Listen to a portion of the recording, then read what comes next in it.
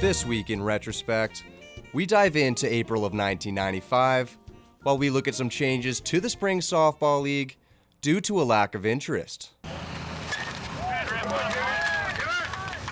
Although you'd never know it by the weather, spring is in the air, meaning the slow pitch season is right around the corner. This season will have a different look to it than last year's, as the league is going back to one season instead of two. Last year's second season attracted only 13 teams and not a lot of interest, making the decision to go back to one season an easy one. 3 weeks of it, teams started not showing up, and this wasn't enough, didn't seem to be enough interest. And so we decided to go back to one season. Ball went straight. Increased costs for both umpires and diamond rentals have caused entry fees for the 50-plus mixed teams to double this season. It'll be $400 for mixed divisions 1, 2, and 3, and 4 with umpires. And then Division 5, we've put a whole bunch of teams in there that requested just want to play for fun and no umpires, so they'll pay $325. And the men will probably pay about around $400 also. It's also pay or don't play. League registration is at 7 o'clock tonight at Lloyd Comp High School. Teams that don't show up with their registration fee won't be hearing the familiar phrase, play ball, this season. It's pay now so we can get the schedule done, because if we can't keep extending the deadline, otherwise we won't, it's going to be too tough to get the schedule done in a week or so. And in April of '99, collegiate rodeo athletes compete in one of the biggest Canadian competitions for college students, including some pretty big names. Ladies and gentlemen, there they are, the competitors for the finals 1999.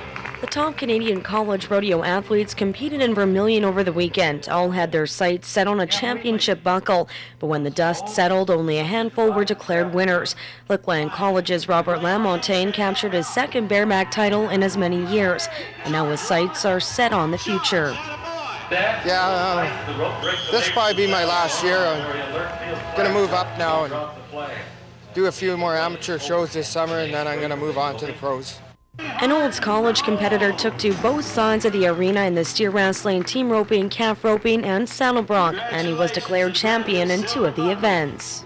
It's great. I can't explain it. I got on 3 really good broncs, and running the calves is kind of lucky because Randy, he had, if he'd have caught, he'd have probably beaten me because he's 4 seconds ahead of me in the average, and I had to make up some time, but it just kind of worked out. Lakeland College's rodeo team was declared national champions, and for some, the fact that it's also a hometown crowd helps out. Yeah, it really helps a lot. You know, the hometown crowd and hometown support really helps everything. My horse knows the ground in here, being from Lakeland, and he seems to do well here.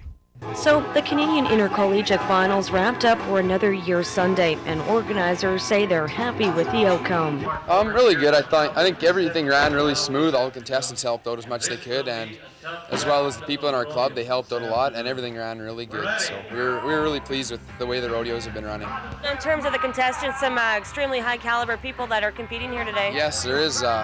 It's been good competition all weekend, and it's been really good. Things have been looking up for the CIRA, and it's getting to be a lot better competition as years go on. And that's all for this week in Retrospect. Retrospect is brought to you by Webb's Machinery. Find New Holland products at Webb's Machinery, your dealer in Vermilion, Vegreville, Lamont, Wainwright, St. Paul, and Consort.